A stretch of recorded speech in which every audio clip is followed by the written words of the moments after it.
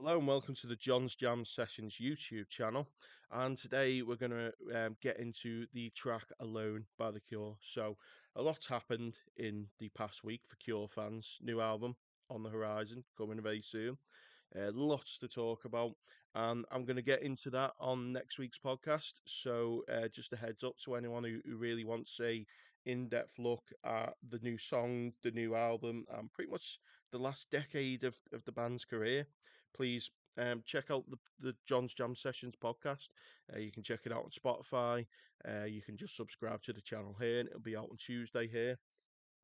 So all the nitty gritty will be there. For now, I just want to get into the track Alone by The Cure. And pretty much to cut straight to the chase, I think it's a great track.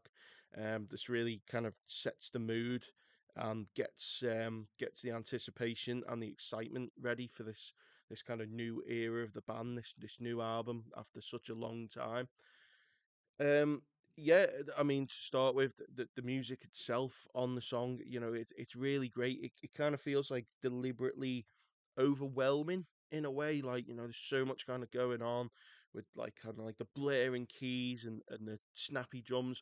I mean, if I had one criticism, it would probably be the drums. The drums just seem a little bit, I would like them to just sound a little bit deeper and a little bit richer, but at the same time, part of me kind of feels like it was a kind of deliberate creative choice on the band's behalf. And for that, I kind of got to say, fair enough. It doesn't distract too much from the song, but it is kind of like, oh, I just wish that snare sounded a bit different, if that makes sense.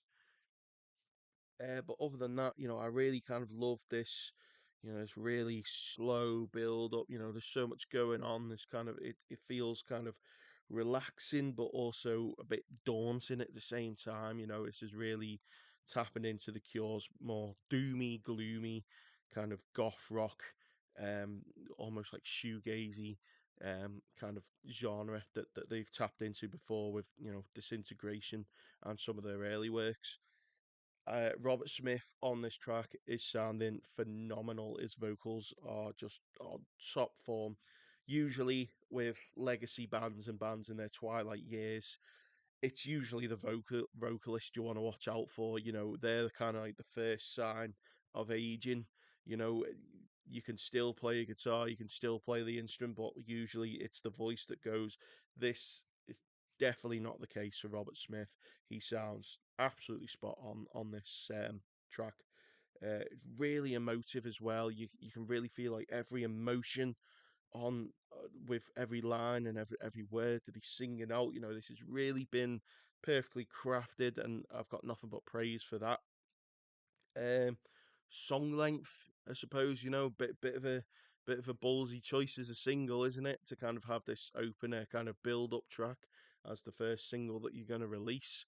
However, it's the Cure, and it's kind of like this point in the band's career, you can kind of do what you want.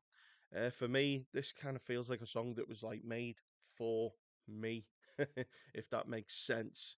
I don't really think I would be interested to know kind of what more casual fans who would just kind of like stick to kind of the greatest hits or the singles that they put out. Love Cats, just like Heaven Friday, I'm in love. I wonder what they take to it. From what I've heard from people who aren't, necessarily, big Cure fans who've heard the song, they seem to like it, which is, it's great to hear that people are liking it. I have heard some criticisms. I saw Anthony Fantano's review of the song. And I did have to a lot of his criticisms came from the mix and the production. Again, like I said, I feel like it's kind of like deliberate. I feel like they're trying to capture the live sound on this album because, as I say, bit of trivia, but I know the working kind of title for this project originally was "Live from the Moon."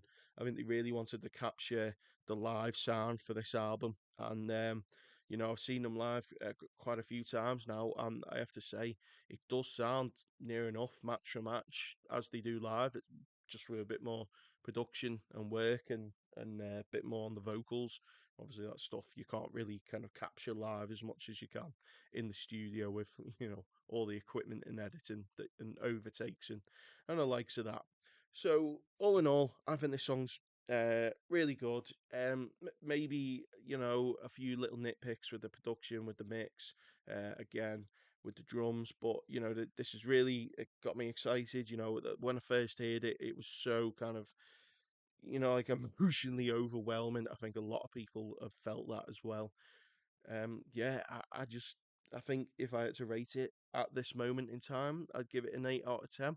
Obviously, there's always hype, isn't there, when new music comes out, and you kind of look back on things later on, and you start getting a bit more critical and stuff. But right now, I think it's worthy of an eight. It's really got me excited for the new album. I think it'll kind of tide me over for a little bit as well. We've still got a good month to wait for the new album. I've pretty much been having it on any opportunity I can get it on, really. So yeah, great track. But what does everyone else think? Please leave a comment, give me your review of this track, and if you want to hear more of my opinions on the Cure and other music in general, please subscribe to the channel. Please check out the podcast again Tuesday next week. I don't know when this video is going to drop, but anyway, the next Tuesday after you've watched this video, the podcast should be out, and we'll be getting all into the nitty gritty. So please follow us for that. We do actually have an episode on the Cure I did a while ago with the host of the Holy Hour All Cure podcast. Um, that was a review of the 1994 Crow film, because the Cure were so heavily involved in with the soundtrack and that, we get into the Cure as well. So yeah, please check that out. Please give us a like. Please give us a comment, and I'll see you next time. Enjoy listening to the Cure.